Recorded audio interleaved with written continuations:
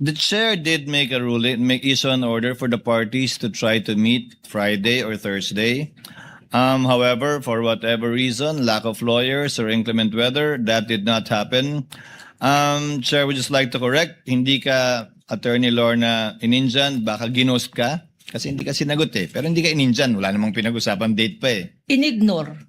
Ghost na nga eh. Ghost na Gi-Nhost, bago ngayon. Gi-Nhost. Hindi na. Ghost na yung bagong. Ghosting. But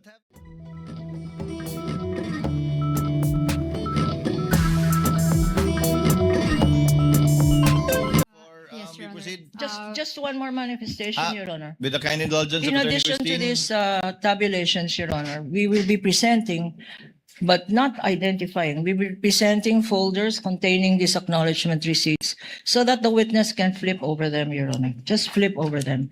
And if counsel will say we are not given the opportunity first, they've been given the opportunity. They refused. And the reason being, number one, they don't have enough lawyers now. We heard in an interview that they did not have enough lawyers and could not schedule, could not follow the directive of the presiding officer. 15 lawyers for the defense, for the respondent. They did not have enough lawyers, nor the time to comply with the directive of this honorable presiding officer. Lastly, Your Honor, in any event, Your Honor, there is no denial of due process. They will have the opportunity when all of these documents are presented in a formal offer of evidence. That is their time to compare. That is their time to make their comments. That is their time to raise their objections, Your Honor, when it is formally offered in evidence in due course. Thank you, Your Honor. The chair notes the manifestation of Attorney Lorna and her point with respect to the respondent having the opportunity to comment once formal offer has been made is well taken. Attorney Christine, yes, your comment, ma'am? Your Before we Honor, proceed? Yes, Your Honor, please. I would like to thank the good counsel for their willingness to explore or to implement Rule 130, Section 7. At least we have aligned with what we are expected to do before this honorable court. In fact, Your Honor, earlier this morning, I was asked by one of her partners about the comparison. And I actually told her partner, Attorney Lazaro, Attorney, we don't even need to compare the exhibits in order to expedite the proceedings. Because first of all, that's the authenticity of the exhibits is something it's something that the court will have to decide. And the court will only decide on that after the prosecution has already submitted their offer of evidence, and that will be subject to our comment.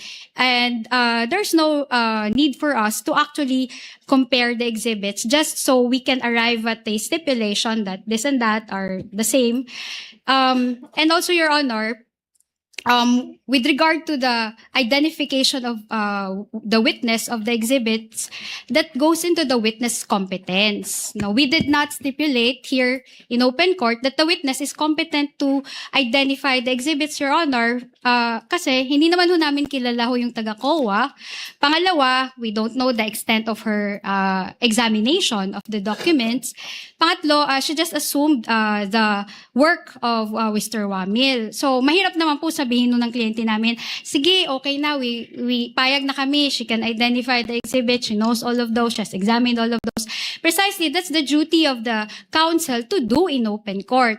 Now, there's Rule 130, Section 7, and for those of you who are litigating before the CTA, you know this rule, that a witness can testify based on a summary, and that would actually show that he's competent to testify on the exhibits by reason of the summary that she made. And that would attest that she has examined all of the documents that are contained in the summary. That's why yun po yung sinuggest ko sa counsel ng kabila. Sabi ko, we will not even object, attorney, as to how many exhibits you will identify or you will have as samples, kahit 10 per quarter or kahit 100 or kahit wala. Diba? If you check Rule 130, Section 7, hindi naman ho ni-require na isa-isahin ho yun.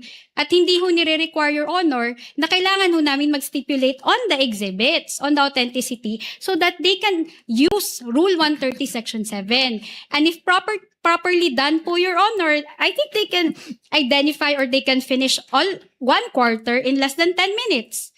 I'm talking about that, no? I'm talking about that based on experience. So, Your Honor, we don't object to their implementation of Rule 130, Section 7, as to the manner by how they will do it. We will also not object, but subject to cross-examination, Your Honor.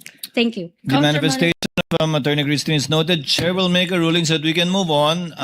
May I just respond to this, Your Honor? Ako na Just magre-respond. very- Ako na very magre-respond briefly. para sa kanya. Sa'yo, Attorney Kapunan.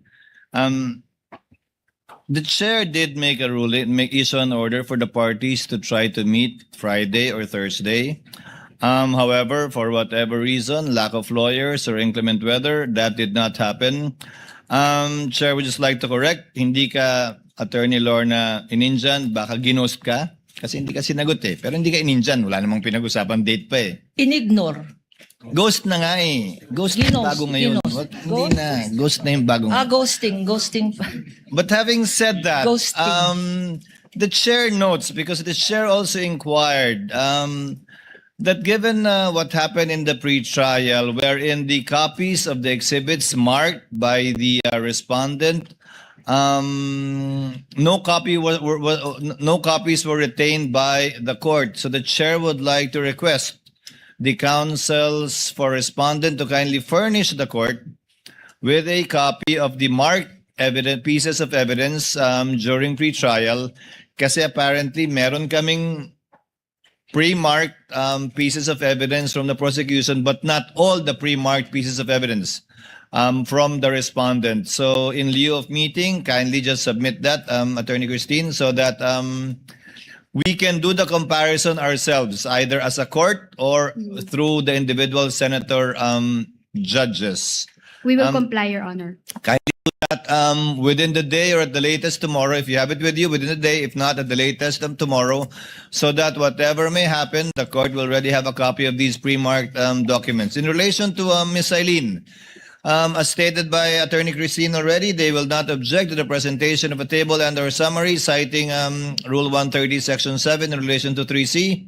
Therefore, we may proceed with her and hopefully be able to finish also Ms. Pareja today. Counsel, can you proceed? Your Honor, please.